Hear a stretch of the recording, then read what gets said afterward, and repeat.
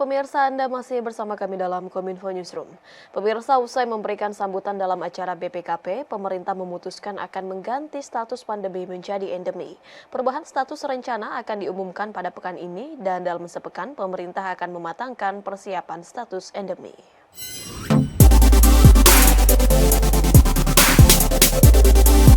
Presiden Republik Indonesia Joko Widodo usai memberi sambutan dalam acara BPKP mengatakan pemerintah sudah memutuskan untuk masuk ke status endemi COVID-19. Keputusan tersebut diambil dalam rapat terbatas yang digelar di Istana Kepresidenan pada Selasa 13 Juni lalu. Kepala negara menegaskan status endemi di Indonesia akan diumumkan pekan ini. Presiden menjelaskan dalam sepekan hingga 2 pekan mendatang, pemerintah akan mematangkan soal persiapan status endemi. Status endemi akan segera diumumkan sebab kondisi penularan COVID-19 di Indonesia sudah landai dan vaksinasi di Indonesia juga sudah mencapai di atas 452 juta dosis. Ya ini dimatangkan lah, seminggu 2 minggu ini segera diumumkan karena memang semuanya sudah.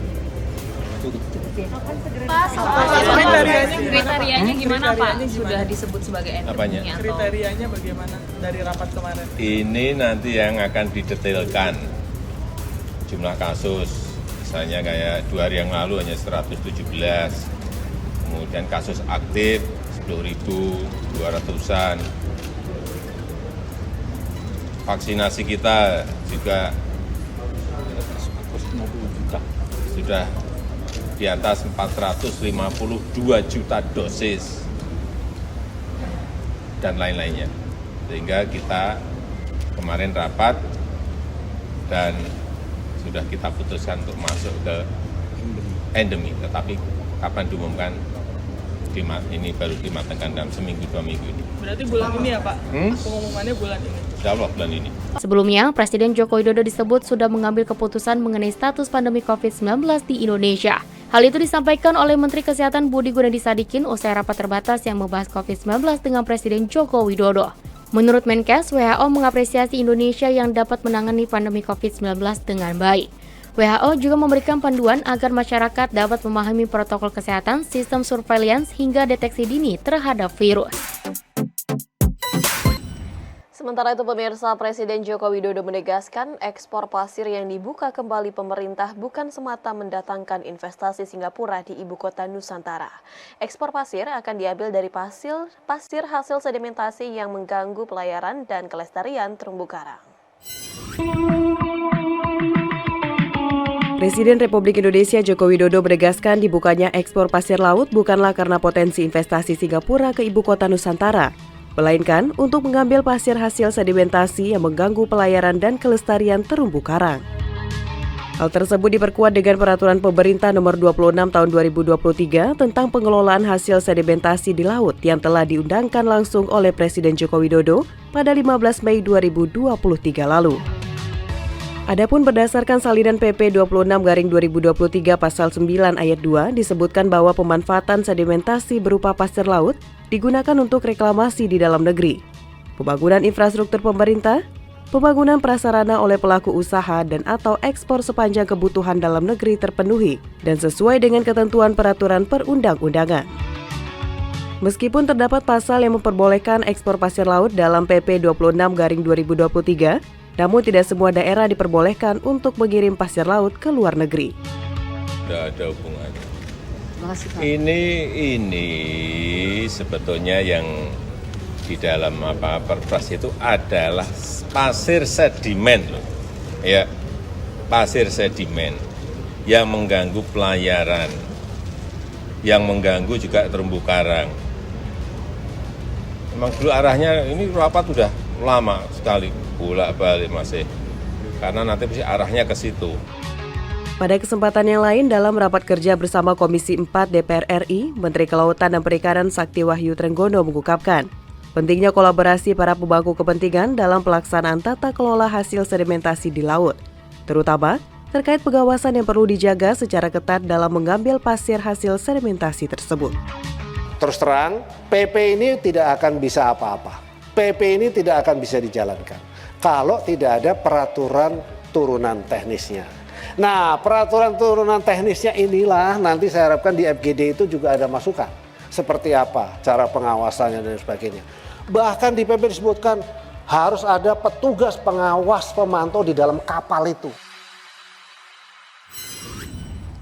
Dalam rapat Koordinasi Nasional Pengawasan Intern tahun 2023 atas rekomendasi BPKP, Presiden Republik Indonesia meminta agar pimpinan kementerian lembaga daerah untuk lebih meningkatkan pengawasan intern untuk peningkatan produktivitas ekonomi.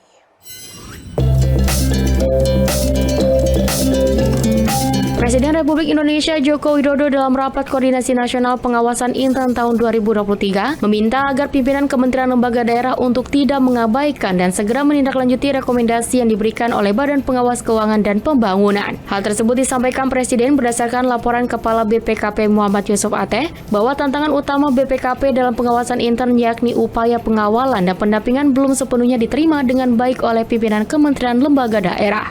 Terdapat penolakan atau penghalangan upaya pengawalan yang berdampak pada tidak optimalnya pencegahan permasalahan. Kepala BPKP juga menyampaikan saat ini banyak terdapat APBN dan APBD yang berpotensi tidak optimal. Oleh karena itu, Presiden menginstruksikan BPKP mengawal hal tersebut sebagai upaya peningkatan produktivitas ekonomi. Presiden menegaskan untuk menuju Indonesia Emas 2045 tidaklah mudah, diperlukan peran pengawasan dengan berorientasi pada hasil bukanlah kepada proses. Dengan kata lain, perkuatan pengawasan internal jangan hanya menjadi aksesoris dan jangan ada data yang ditutupi. Sebab itu sekali lagi, perkuatan pengawasan internal jangan sampai hanya menjadi aksesoris. Dan juga nggak usahlah ada data yang ditutup-tutupi. Ya, kalau memang ini salah, tunjukkan kesalahan, cara memperbaikannya seperti apa. Dan juga saya minta kepada seluruh daerah, jangan mengabaikan rekomendasi-rekomendasi yang diberikan oleh BPKP. Dalam peresmian Suci Hospital di Pantai Indah Kapuk, Presiden berharap bisa mengurangi uang untuk berobat ke luar negeri. Presiden mengatakan dalam 1 tahun hampir 1 juta warga negara Indonesia berobat ke luar negeri.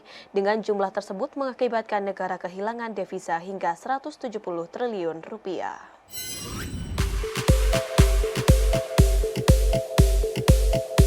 Presiden Joko Widodo pada Rabu 14 Juni 2023 meresmikan Suci Hospital yang berada di Pantai Indah Kapuk. Suci Hospital telah dilengkapi dengan peralatan yang mampu bersaing dengan rumah sakit terkemuka di luar negeri, baik itu berkaitan dengan pengobatan kanker, talasemia, sumsum tulang, dan sarana serta prasarana canggih lainnya. Selain itu, Suci Hospital juga telah menjalin kerjasama dengan BPJS Kesehatan dan sejumlah perusahaan asuransi. Presiden Joko Widodo berharap dengan adanya Suci Hospital mampu mengurangi capital outflow yang dilakukan masyarakat Indonesia yang merupakan aliran dana bersih yang diinvestasikan ke luar negeri pada periode tertentu. Presiden menyebutkan dalam 1 tahun hampir 1 juta warga negara Indonesia yang berobat ke luar negeri. Hal tersebut mengakibatkan Indonesia kehilangan devisa sebesar 170 triliun rupiah. Karena kita tahu warga negara Indonesia yang berobat ke luar negeri itu hampir 1 juta orang setiap tahun. Dan kita kehilangan devisa karena bayarnya ke luar negeri, kehilangan devisa 11,5 miliar US dollar, 170 triliun hilang. Jangan bawa uang keluar, jangan ada capital outflow, jangan. Pemirsa, usai jeda kami akan mengajak Anda untuk mengulas lebih dalam mengenai inovasi negara dalam pemberantasan kemiskinan ekstrim sesaat lagi.